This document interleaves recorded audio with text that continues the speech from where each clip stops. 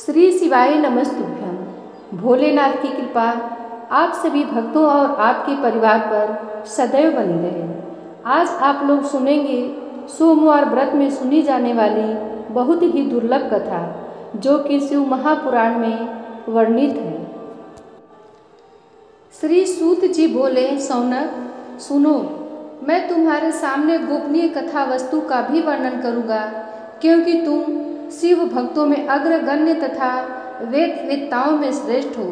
समुद्र के निकटवर्ती प्रदेश में एक वास्कल नामक ग्राम है, जहाँ वैदिक धर्म से विमुख महापापी द्विज निवास करते हैं। वे सब के सब बड़े दुष्ट हैं। उनका मन दूषित विषय भोगों में ही लगा रहता है। वे न देवताओं पर विश्वास करते हैं न भाग्य पर। वे सभी कुटिल वृत्ति वाले हैं, किसानी करते हैं और भांति भांति के घातक अस्त्र शस्त्र रखते हैं। वे व्यभिचारी और खल हैं। ज्ञान, वैराग्य तथा सद्धर्म का सेवन ही मनुष्य के लिए परम पुरुषार्थ है, इस बात को वे बिल्कुल नहीं जानते हैं। वे सभी पशु बुद्धि वाले हैं। जहाँ के द्विज ऐसे हों, वहाँ के अन्य वर्णों के विषय में क्या कहा जाए। अन्य वर्णों के लोग भी उन्हीं की भांति कुत्सित विचार वाले हैं। स्वधर्म विमुख एवं खल हैं। वे सदा कुकर्म में लगे रहते हैं और नित्य विषय भोगों में ही डूबे रहते हैं। वहाँ की सब स्त्रियाँ भी कुटिल स्वभाव की, स्वेच्छाचारिणी, पापासक्त, कुत्सित विचार वाली और व्यभिचारिणी हैं। वे सब व्यवहार तथा सदाचार से सर्वथा शून्य हैं। इस प्रकार वहाँ दुष्टों का ही निवास है। उस वास्कल नामक ग्राम में किसी समय एक बिंदुक नामधारी ब्राह्मण रहता था। वह बड़ा अधम था, दुरात्मा और महापापी था। यद्यपि उसकी स्त्री बड़ी सुंदरी थी, तो भी वह कुमार्ग पर ही चलता था। उसकी पत्नी का नाम चंचुला था। वह सदा उत्तम धर्म के पालन में लगी रहती थी, तो भी उसे छोड़कर वह दुष्ट ब्राह्मण वैश्यागामी हो गया था। इस तरह कुकर्म में लगे हुए उस बिंदुक के बहुत वर्ष व्यतीत हो गए। उसकी स्त्री चंचुला काम से पीड़ित होने पर भी स्वधर्मनाश के भय से क्लेश सहकर भी दीर्घ काल तक धर्म से भ्रष्ट नहीं हुई, परंतु दुराचारी पति के आचरण से प्रभावित हो आगे चलकर वह स्त्री भी दुराचारणी हो गई। इस तरह दुराचार में डूबे हुए उन मूढ़ चित्त वाले पति पत्नी का बहुत सा समय व्यर्थ बीत गया। तदंतर शूद्र जाति वैश्या का पति बना हुआ वह दूषित बुद्धि वाला दुष्ट ब्राह्मण बिंदु समय अनुसार मृत्यु को प्राप्त हो नरक में जा पड़ा। बहुत दिनों तक नरक के दुख भोग कर मूढ़ बुद्धि पापी विंध्य पर्वत पर भयंकर पिशाच हुआ। इधर उस दुराचारी पति बिंदु के मर जाने पर वह मूढ़ हृदया चंचुला बहुत समय तक पुत्रों के साथ अपने घर में ही रही। एक दिन दैव योग से किसी पुण्य पर्व के आने पर वह स्त्री भाई बंधुओं के साथ गोकर्ण क्षेत्र में गई। तीर्थ यात्रियों के संग से उसने भी उस समय जाकर किसी तीर्थ के जल में स्नान किया।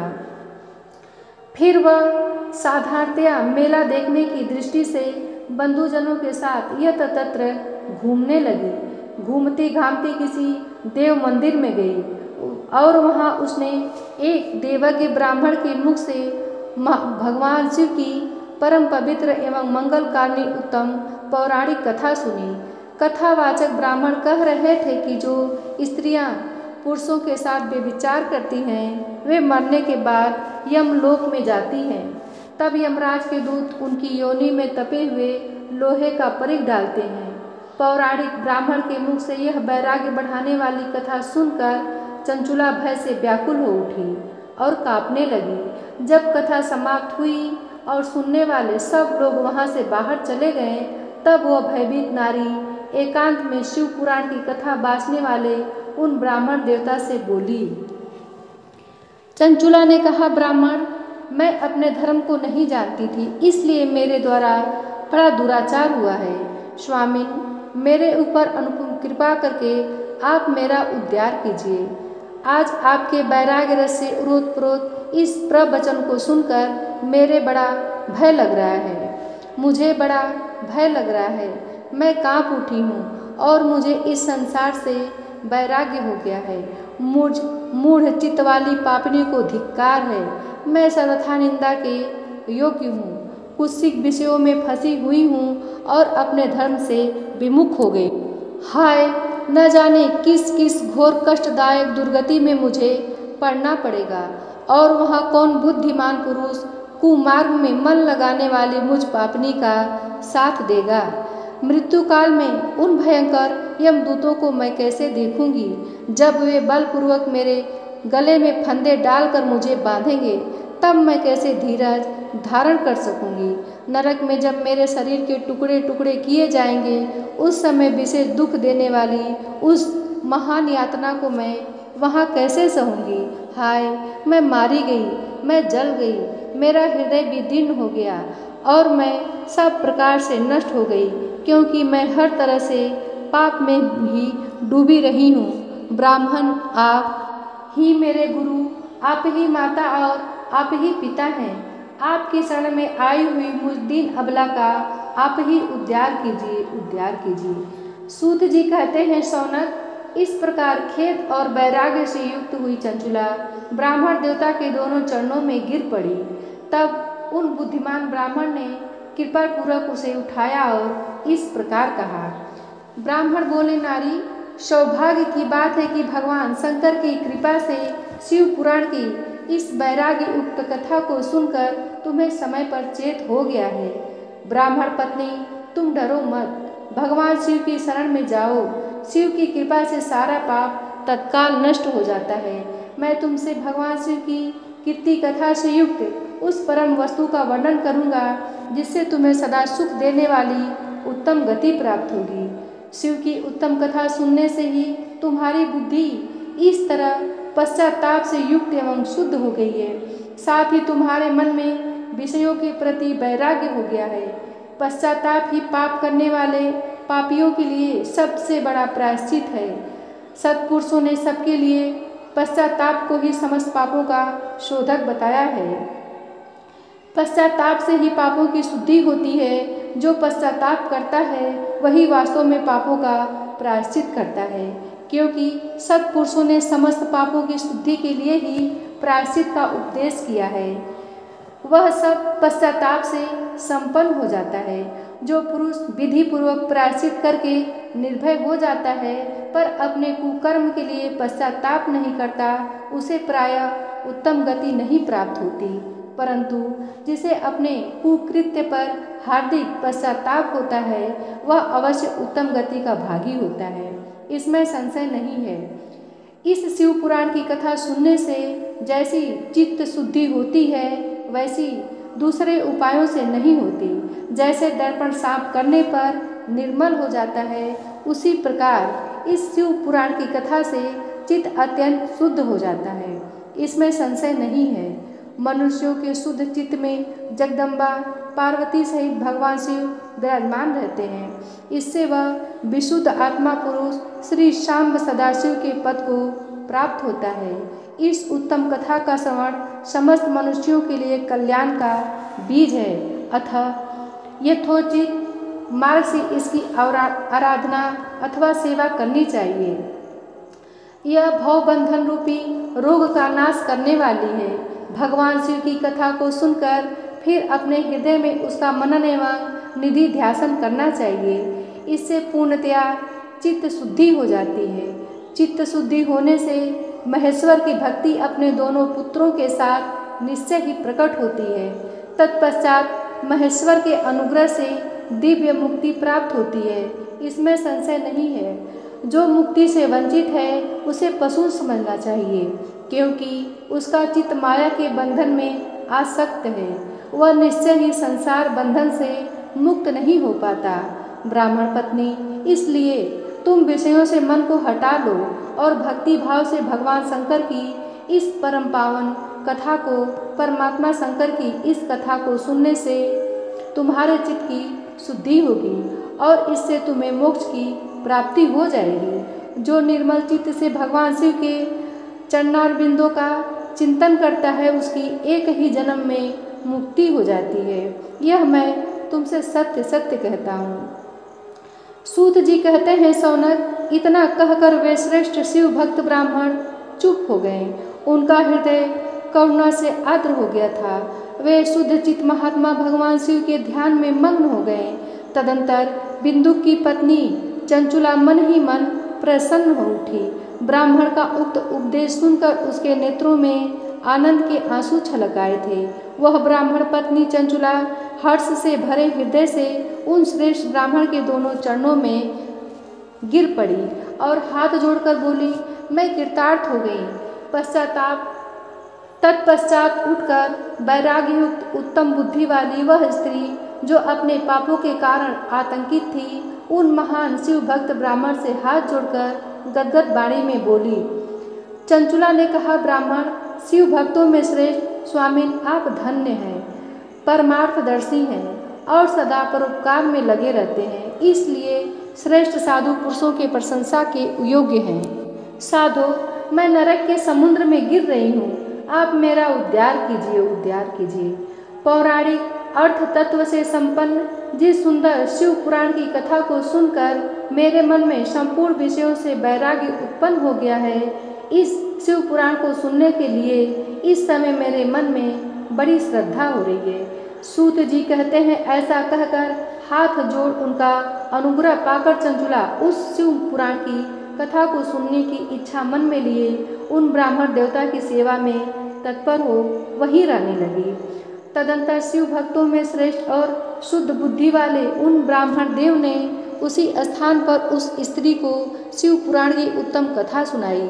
इस प्रकार उस गोकर्ण नामक महाक्षेत्र में उन्हीं श्रेष्ठ ब्राह्मण से उसने शिव पुराण की वह परम उत्तम कथा सुनी, जो भक्ति, ज्ञान और वैराग्य को बढ़ाने वाली तथा मुक्ति देने वाली है। उस परम उत्तम कथा को सुनकर वह ब्राह्मण पत्नी अत्यंत कृतार्थ हो गई। उसका चित्त शीघ्र ही शुद्ध हो गया। फिर भगवान शिव के अनुग्रह से उसके हृदय में शिव के सगुण रूप का चिंतन होने लगा। इस प्रकार उसने भगवान शिव में लगी रहने वाली उत्तम बुद्धि पाकर शिव के सच्चिदानंदमय स्वरूप का बारंबार चिंतन आरंभ किया। तत्पश्चात समय के पूरे होने पर भक्ति, ज्ञान और वैराग्य से उक्ति हुई चंचुला ने अपने शरीर को बिना किसी कष्ट के त्याग दिया। इतने में ही त्रिपुर शत्रु भगवान शिव का भेजा हुआ एक दिव्य विमान द्रुत गति से वहां पहुंचा, जो उनके अपने गणों से संयुक्त और भांति भांति के शोभा साधनों से संपन्न था। चंचुला उस विमान पर आरूढ़ हुई और भगवान शिव के श्रेष्ठ पार्षदों ने उसे तत्काल शिवपुरी में पहुंचा दिया। उसके सारे मल धुल गए थे। वह दिव्य रूप धारिणी दिव्यांगना हो गई थी। उसके दिव्य अवयव उसकी शोभा बढ़ाते थे। मस्तक पर अर्धचंद्र का मुकुट धारण किए वह गौरांगी देवी शोभाशाली दिव्य आभूषणों से विभूषित थी। शिवपुरी में पहुंचकर उसने सनातन देवता त्रिनेत्रधारी महादेव जी को देखा। सभी मुख्य देवता उनकी सेवा में खड़े थे। गणेश, भृंगी, नंदीश्वर तथा वीरभद्रेश्वर आदि उनकी सेवा में उत्तम भक्ति भाव से उपस्थित थे। उनकी अंग कांति करोड़ों सूर्यों के समान प्रकाशित हो रही थी। कंठ में नील चिन्ह शोभा पाता था। 5 मुख और प्रत्येक मुख में 3 नेत्र थे। मस्तक पर अर्धचंद्राकार मुकुट शोभा देता था। उन्होंने अपने वामांग भाग में गौरी देवी को बिठा रखा था, जो विद्युत पुंज के समान प्रकाशित थी। गौरीपति महादेव जी की कांति कर्पूर के समान गौर थी।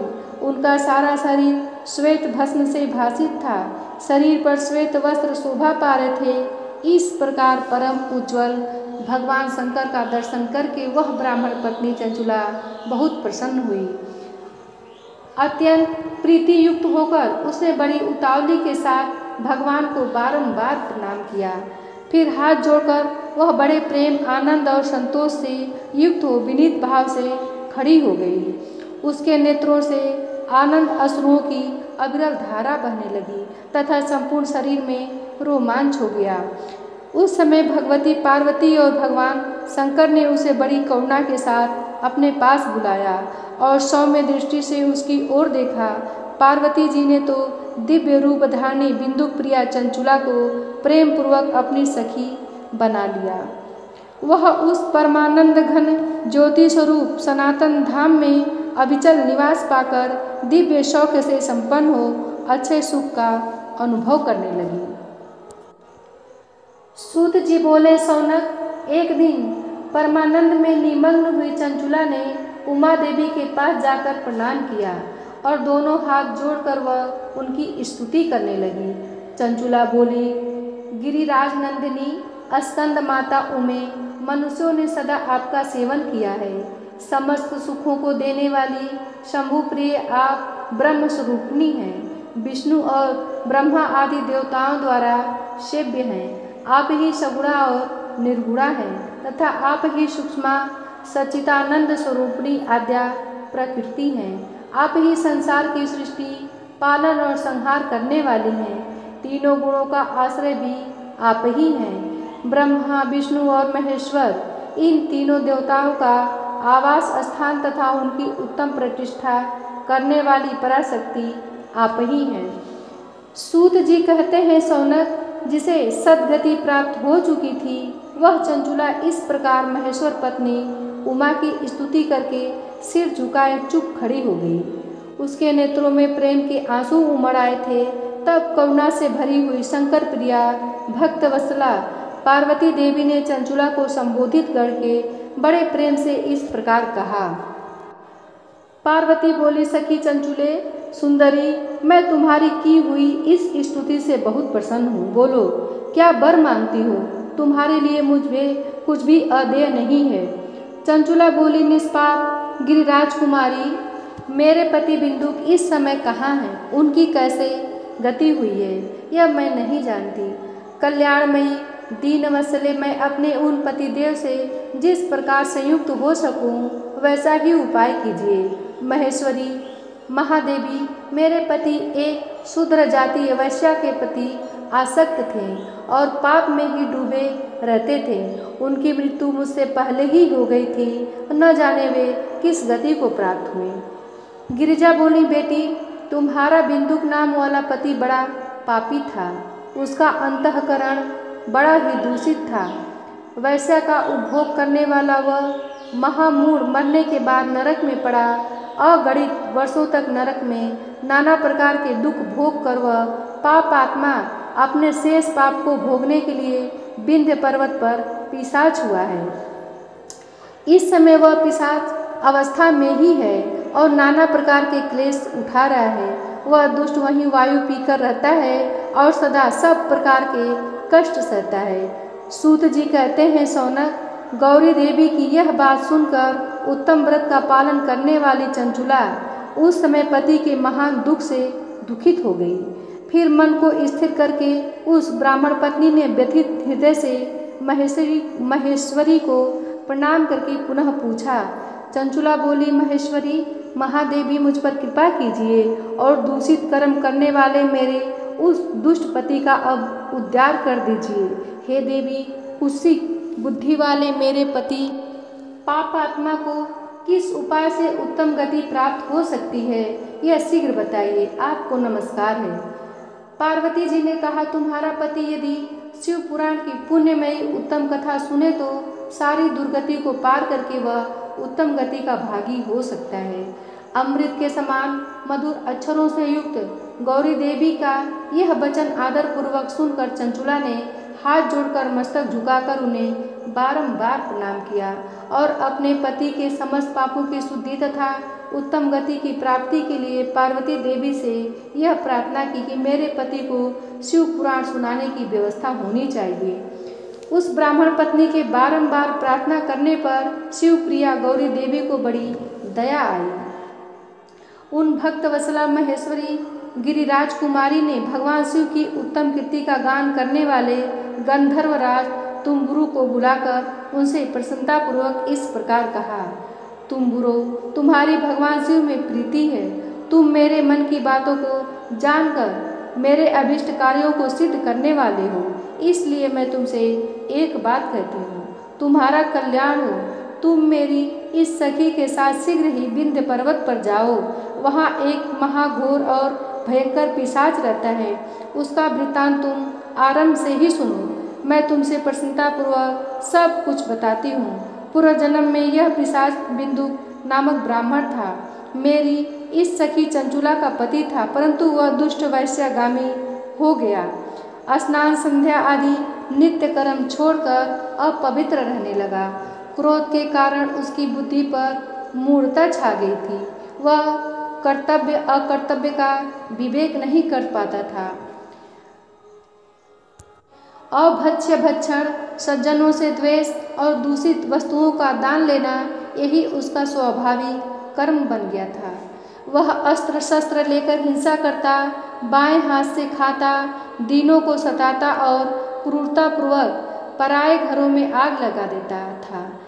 चांडालों से प्रेम करता और प्रतिदिन वैश्या के संपर्क में रहता था। बड़ा दुष्ट था। वह पापी अपनी पत्नी का परित्याग करके दुष्टों के संग में ही आनंद मनाता था। वह मृत्युपर्यंत दुराचार में ही फंसा रहा। फिर अंतकाल आने पर उसकी मृत्यु हो गई। वह पापियों के भोग स्थान घोर यमपुर में गया और वहाँ बहुत से नरकों का उपभोग करके वह दुष्ट आत्मा जीव इस समय विंध्य पर्वत पर पिशाच बना हुआ है। वहीं वह दुष्ट पिशाच अपने पापों का फल भोग रहा है। तुम उसके आगे यत्नपूर्वक शिव पुराण की उस दिव्य कथा का प्रवचन करो, जो परम पुण्यमयी तथा समस्त पापों का नाश करने वाली है। शिव पुराण की कथा का श्रवण सबसे उत्कृष्ट पुण्य कर्म है। उससे उसका हृदय शीघ्र ही समस्त पापों से शुद्ध हो जाएगा और वह प्रेत योनि का परित्याग कर देगा। उस दुर्गति से मुक्त होने पर बिंदुक नामक पिशाच को मेरी आज्ञा से विमान पर बिठाकर तुम भगवान शिव के समीप ले आओ। सूत जी कहते हैं, सौनक, महेश्वरी उमा के इस प्रकार आदेश देने पर गंधर्वराज तुम्बुरु मन ही मन बड़े प्रसन्न हुए। उन्होंने अपने भाग्य की सराहना की। तत्पश्चात उस पिशाच की सती साध्वी पत्नी चंचुला के साथ विमान पर बैठकर नारद के प्रिय मित्र तुम्बुरु वेगपूर्वक विंध्याचल पर्वत पर गए। जहाँ वह पिशाच रहता था, वहाँ उन्होंने उस पिशाच को देखा। उसका शरीर विशाल था, ठोड़ी बहुत बड़ी थी। वह कभी हंसता, कभी रोता और कभी उछलता था। उसकी आकृति बड़ी विकराल थी। भगवान शिव की उत्तम कीर्ति का गान करने वाले महाबली तुम्बुरु ने उस अत्यंत भयंकर पिशाच को पासों द्वारा बांध लिया। तदंतर तुम्बुरु ने शिव पुराण की कथा बाँचने का निश्चय करके महोत्सव युक्त स्थान और मंडप आदि की रचना की। इतने में ही संपूर्ण लोकों में बड़े वेग से यह प्रचार हो गया कि देवी पार्वती की आज्ञा से एक पिशाच का उद्धार करने के उद्देश्य से शिव पुराण की उत्तम कथा सुनाने के लिए तुम्बुरु विंध्य पर्वत पर गए हैं। फिर तो उस कथा को सुनने के लोभ से बहुत से देवर्षि भी शीघ्र ही वहां जा पहुँचे। आदरपूर्वक शिव पुराण सुनने के लिए आए हुए लोगों का उस पर्वत पर बड़ा अद्भुत और कल्याणकारी समाज जुट गया। फिर तुम्बुरु ने उस पिशाच को पासों से बांधकर आसन पर बिठाया और हाथ में बीड़ा लेकर गौरीपति की कथा का गान आरंभ किया। पहली अर्थात विद्येश्वर संगीता से लेकर 7वीं वायु संगीता तक महात्म्य सहित शिव पुराण की कथा का उन्होंने स्पष्ट वर्णन किया। 7 संगीताओं सहित शिव पुराण का आदरपूर्वक श्रवण करके वे सभी श्रोता पूर्णतः कृतार्थ हो गए। उस परम पुण्यमय शिव पुराण को सुनकर उस पिशाच ने अपने सारे पापों को धोकर उस पैशाचिक शरीर को त्याग दिया। फिर तो शीघ्र ही उसका रूप दिव्य हो गया। अंग कांति गौर वर्ण की हो गई। शरीर पर श्वेत वस्त्र तथा सब प्रकार के पुरुषोचित आभूषण उसके अंगों को उद्दासित करने लगे। वह त्रिनेत्रधारी चंद्रशेखर रूप हो गया। इस प्रकार दिव्य देहधारी होकर श्रीमान बिंदु अपनी प्राण वल्लभा चंचुला के साथ स्वयं भी पार्वती वल्लभ भगवान शिव का गुणगान करने लगा। उसकी स्त्री को इस प्रकार दिव्य रूप से सुशोभित देख हुए सभी देवर्षि बड़े विस्मित हुए। उनका चित्त परमानंद से परिपूर्ण हो गया। भगवान महेश्वर का वह अद्भुत चरित्र सुनकर वे सभी श्रोता परम कृतार्थ हो प्रेम पूर्वक श्री शिव का यशोगान करते हुए अपने अपने धाम को चले गए। दिव्य रूपधारी श्रीमान बिंदुक भी सुंदर विमान पर अपनी प्रियतम प्रियतमा के पास बैठकर सुखपूर्वक आकाश में स्थित हो बड़ी शोभा पाने लगा। तदंतर महेश्वर के सुंदर एवं मनोहर गुणों का गान करता हुआ वह अपनी प्रियतमा तथा तुम्बुरु के साथ शीघ्र ही शिव धाम में जा पहुंचा। वहां भगवान महेश्वर तथा पार्वती देवी ने प्रसन्नतापूर्वक बिंदु का बड़ा सत्कार किया और उसे अपना पार्षद बना लिया। उसकी पत्नी चंचुला पार्वती जी की सखी हो गई। उस घनीभूत ज्योति स्वरूप परमानंद में सनातन धाम में अविचल निवास पाकर वे दोनों दंपति परम सुखी हो गए। अब सुनते हैं शंकर जी की आरती। जय शिव ओमकारा, ओम जय शिव ओमकारा, ब्रह्मा विष्णु सदा शिव अर्धांगी धारा। ओम जय शिव ओमकारा, एकानन चतुरानन पंचानन राजे, हंसासन गरुड़ासन वृषवाहन साजे। ओम जय शिव ओमकारा, दो भुज चार चतुर्भुज दस भुज अति सोहे, तीनों रूप निरखते त्रिभुवन जन मोहे। ओम जय शिव ओमकारा, अंशमाला बनमाला मुंडमाला धारी, त्रिपुरारी कंसारी करमाला धारी। ओम जय शिव ओमकारा, श्वेतांबर पीतांबर बाघंबर अंगे, सनकादिक प्रभुतादिक भूतादिक संगे। ओम जय शिव ओमकारा, करे मध्य कमंडल चक्र त्रिशूलधारी, सुखकारी दुखहारी जगपालनकारी। ओम जय शिव ओमकारा, ब्रह्मा विष्णु सदा शिव जानत अविवेका, प्रणावक्षर में शोभित एक तीनों एका। ओम जय शिव ओमकारा, त्रिगुण स्वामी की आरती जो कोई नर गावे, कहत शिवानंद स्वामी सुख संपत्ति पावे। ओम जय शिव ओमकारा।